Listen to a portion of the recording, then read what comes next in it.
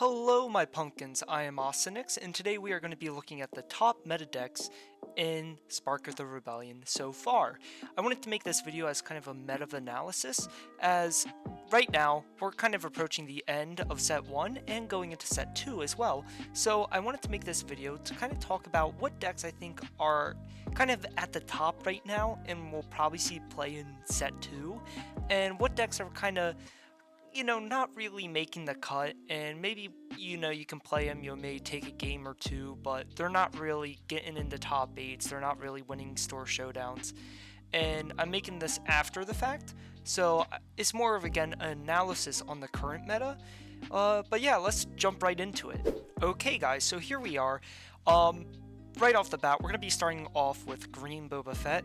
Instantly, I'm going to have to put this at the top of tier 1 because Boba Fett in general is just a very powerful leader. He gets a lot of value from untapping resources, and Green Boba Fett does this best. It's the most consistent, and being also able to ramp allows you to have a very powerful early turn deploy with Boba Fett. That being said, we have kind of seen more controlling decks be able to easily take down Green Boba Fett, but still is one of the most consistent decks and also just one of the best. Now moving forward, Yellow Boba Fett instantly has to go to tier 0.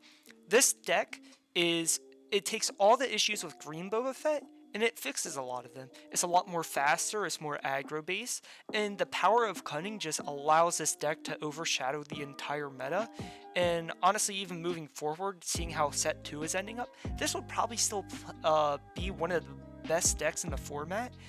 And I'm very excited that we're at least getting a little bit of support, whether some people don't like that. I personally do as a player. But moving forward, we have Chirrut. Chirrut's a rogue deck. I apologize for the Chirrut lovers. I know there's some cool things you can do with him with this force synergies and all. However, unfortunately, Chirrut it hasn't really done what anyone has wanted to do. Of course, that may change in the next set, but again, it's really hard to evaluate him because so many other decks just blow Chirrut out of the water, because you can play a more aggro style with Chirrut, or you could play a more mid-rangey style, but even then, if I want to play mid-range, I should just be playing Green Boba Fett at that point. Yes, there are some situations where it's good, but overall, it just kind of lands itself in the rogue tier. Moving on, we have Han Solo Green. Han Solo Green is definitely a tier 1 deck. We have seen a lot of good things with Han Solo. Being able to play a Ewing reinforcement early is just amazing. And not only that, but also there's so many other powerful 7-drops. And Han Solo Green is really able to abuse those 7-drops. And there's a lot of cool things that you can do with him. I don't think he really is as good as Green Boba Fett, just because Green Boba Fett, when you're looking at these decks, they're kind of both mid-range decks, but I think that just Green Boba Fett just is always a little on top. But that being said, Han Solo is just still really good. And going forward, I think that he's going to still be pretty okay. Of course, there's the new Han Solo coming out, but still, this really depends on what people prefer. Would you rather do damage to your units and bring them out early, or burn cards and bring him out early? Moving on though, Green Hera. I think that this is definitely the most viable Hera. Maybe Red Hera as well is kind of somewhat viable, but still, it lands itself in Rogue. The only issue with Hera is the fact that there's just not enough cards, and her ability to begin with is like saying, okay, you can play a Hera deck. Whereas all these other leaders, they're getting a lot of value, and Hera just isn't. Yeah, you can ignore aspect penalties, but there's no reason really why you want to do that, at least right now. Of course, there's the Spectre synergy, but even then, it's not really that powerful when you compare it to Yellow Boba Fett, or even some of like the more later leaders that we're going to talk about, like Iden Versio Double Blue. So yeah, and talking about Iden Versio Double Blue, instantly have to be put into tier 0. I think this is definitely probably the best control deck, at least in the meta right now. It gets blown out by aggro, but against any other deck, including Boba Fett, it actually has a very surprisingly good matchup. I think that Iden Blue just is able to leverage the power of Vigilance by being able to not only heal 5, but then You can also heal an extra 1 if you destroyed something with Vigilance. So overall, it's just a really powerful deck. And then you can also pivot to like the mill strategy, and also having Avengers come down later on. It's just very powerful. I feel like Iden's really able to stabilize early, and actually is able to close the gap on some aggro decks, even Green Sabine, which is why I just think it's such a good deck right now. Now, I can't really say the same about Green and Red Iden. I think I have to put these both in tier 3. They can do a lot of nice things. Granted, they are also a little bit more niche, to say the least. I mean, like, Iden Red, you get Open Fire, which is nice. And Iden Green, you get some of the more powerful things like, not just the Avenger, but you also get the Devastator as well. But at that point in the game, you're probably going to be winning with Avengers anyway, so I don't really see a reason to be playing Green or Red Iden. Of course, there's powerful things like Traitorous and Green Iden, but still, I think that the power of double blue Iden is just so much higher than these two decks that I just think it has to be put in tier 3. Now, moving on, this is going to be very controversial. Yellow IG-88, specifically all space IG-88, is really good. I was actually surprised how good this deck did at my store showdown, reaching a place in the top 8. I don't know if it got any further, I know it didn't win, but overall, I think it's very, very powerful because being an all space, it forces your opponent to have to deal with your space units, and that allows you to just deploy IG-88 on ground with usually a free ground arena because your opponent's spending their resources dealing with space. Likewise, having things like Bombing Run and Outmaneuver is very, very powerful, and overall, I think even moving forward, this is definitely going to be the way to play IG-88. I know this is going to be very controversial, but I actually have to put this in the bottom of tier 2, above these two Iden decks, because I think that it is really, really good. And overall, moving forward, I hope to see more of this deck. I really like it because you catch a lot of opponents by surprise when, you know, you're just going all space, and oftentimes they're not able to deal with your space units, which allows you to just take control of the entire arena. Anyways, Leia Red. Leia Red is kind of on the level of Sabine Green.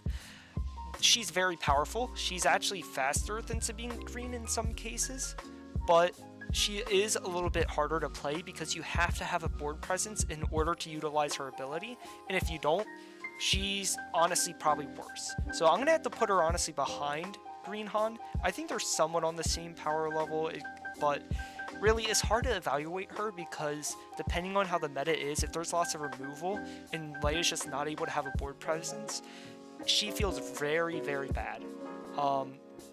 But in the times where you're able to have a board presence, like against Green Sabine, she feels amazing because you oftentimes just outpace your Sabine player because you attack with 2 units, and then, you know, you do your last little things on your turn, and you're already action ahead, so you're able to take initiative earlier, and it just overall feels nice.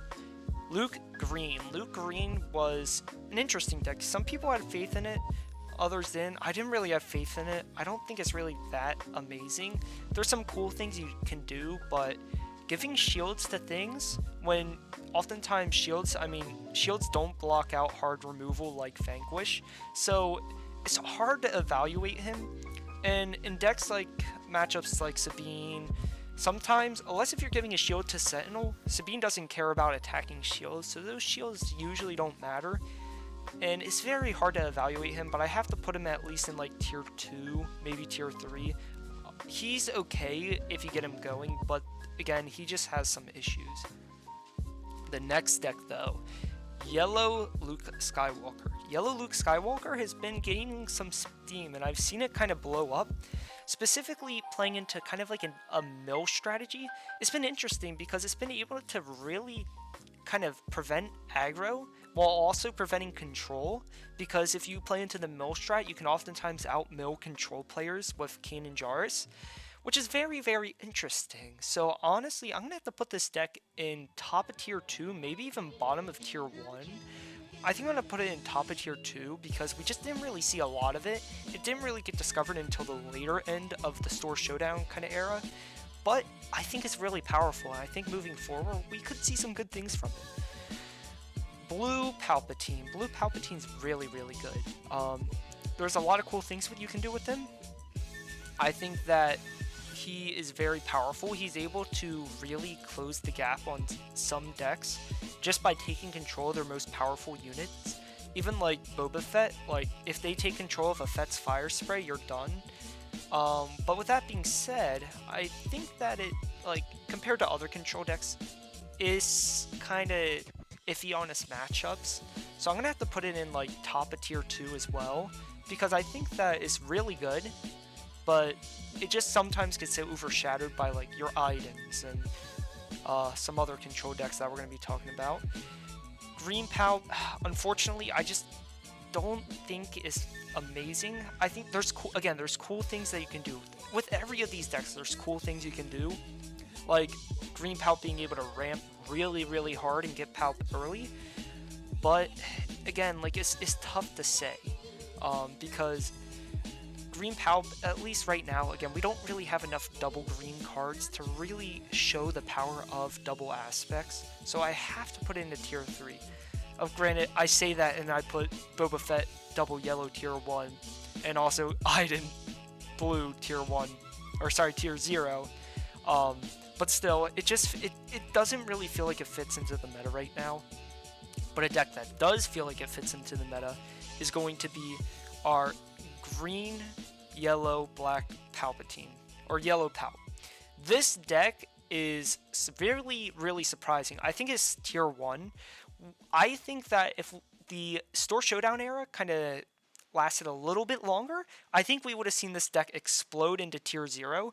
It really shows the power of Palpatine. By being able to use Change of Heart to take control of something, attack with it, and then defeat it using Palpatine's ability is very, very powerful. Because you're not only getting removal, you're also getting an attack, and depending on what you take, you could be getting a ton of value. And then you're defeating it, dealing 1 damage to your unit, and drawing a card. It's insane value. I think that even now, moving more towards set 2, this is going to be the way to play Palpatine, because it really just shows what he does best. Green Sabine. Green Sabine, I think I'm going to have to put it above Han Solo. It's just the tried and true classic. It kind of got a little it suffered a little bit as people were like, oh hey, we're going to start playing Lieutenant Child Sin, we're going to start playing all these more controlling matchups, and even though it's an aggro deck, sometimes it kind of suffered to also control decks, which it should not really, because it should be able to blow those decks out of the water. But even still, I think it's just one of the best decks in the format. People are kind of experimenting with new ways to play Green Sabine. But moving forward, I mean, we have Dark Saber coming along. We have all this Sabine support that I think is really going to turn into a really amazing deck and still be kind of the premier aggro deck. Now, moving on to something more interesting, Red Sabine. This deck I love it, but I'm going to have to put it in tier 2. I think that is very powerful, and especially with the next set getting a lot more double red support like Bo-Katan as a unit, I think that that's going to make this deck a lot more powerful, and I think we're also going to see a lot more of it. And the reason why is because double red Sabine is really able to take the strength of aggression and utilize it to its fullest. Being able to defeat a Lieutenant Child Sin is really nice, especially when that thing is practically a wall that's impenetrable for like Green Sabine. So there's a lot of cool things you can do with it. Being able to use Tarkin Town as well can help you against certain other matchups by just being able to like remove a Sentinel that you damaged. And overall, it has a lot of powerful things, but I think that it gets overshadowed by Yellow Sabine. So Yellow Sabine is the best aggro deck in the format right now. I think that it's just so good because you're able to really utilize the power of Millennium Falcon. Millennium Falcon's insane, being able to come down, deal 3 damage, and stick so easily, or you can retreat it to heal up. It's just so nice. It feels so good. And then, of course, you can run Spark of the Rebellion, which really destroys really destroys the controlling decks in the more later game decks, and even against mid-range decks, you can really hurt their hands and prevent them from getting their value. So overall, being able to run Spark of the Rebellion, Surprise Strike, Millennium Falcon, all these nice cards, it puts Sabine into a really good position, and it gives her a lot of reach, which is really nice. Now, unfortunately, we can't really say the same with Red Tarkin. Tarkin is very interesting. Grand Moff Tarkin has, like, people were overvaluing it when the game kind of first came out. It kind of fell off. Unfortunately, I think it's at the top of Rogue, maybe tier 3. I think I'm going to put it at the bottom of tier 3 because there's some nice things you can do with it. You really can take board control with it. However, again, with like things like Item Versio, there's a lot of removal, so even if you're just pumping with experience tokens, they can just remove it and it doesn't matter. Now, Grand Admiral Thrawn is in a very interesting place because depending on how you play him, he's like one of the best decks, if not, honestly, I think he's the best deck in the format, but I don't even play him. But again, it depends on how you play. If you play in full removal, he's just the best deck in the game, but it requires you to have knowledge of your opponent's decks. By being able to utilize his ability, he's just amazing. He is absolutely broken. You can prevent Sabine players from being even able to do anything, or even any player really. But again, it requires the knowledge of your opponent's deck, and it also requires a very, very skilled player, so I'm going to have to put it at top of tier 2. I think people are undervaluing him. I think he's really, really good, and the fact that he's in both yellow and blue allows him to leverage a lot of very, very interesting cards, such as Bounty Hunter Crew, and even just a lot of the removal cards. And the same can kind of be said for Vader Blue. Vader Blue is an interesting deck. It kind of like exploded and then kind of pittied out. Like, we don't really hear much Vader Blue now, at least in my meta. I think it's in bottom of tier 1. I think it's good, but it just gets overshadowed by double blue item. That's really the unfortunate thing about all these other control decks. They're really good, don't get me wrong. You can do some serious stuff, but again, like Darth Vader, you're playing in that strategy where you're just running full removal and then having Darth Vader come out to deal all the damage you need to the base, which is nice. But again, if you can't stick, it can be difficult. And moving forward with like Rival's Fall, like it's going to be really difficult to keep them on the board, considering that we're having a removal spell that removes leaders, and it's going to be tough. Last but not least, we have Green Vader. I'm going to have to put this in also tier 2. It's cool. Being able to ramp into Vader is really, really nice. It has a lot of powerful cards. Even cards like Relentless, like being able to just prevent your opponent from playing things like, for example, Super Laser Blast is really nice. And it's just very, very value orientated because you're getting a lot of value from, you know, your super laser techs, and even your resupplies. You're just getting a ton of resources, and then you're having that big Vader flip turn that's very early. But again, it really didn't show up to meta because, again, if you're playing all these units, you know, and they're just being removed, it doesn't really matter. And also, it got really outpaced by aggro decks. Now, finally, there's one deck that I don't have here, but I want to talk about Han Solo Blue.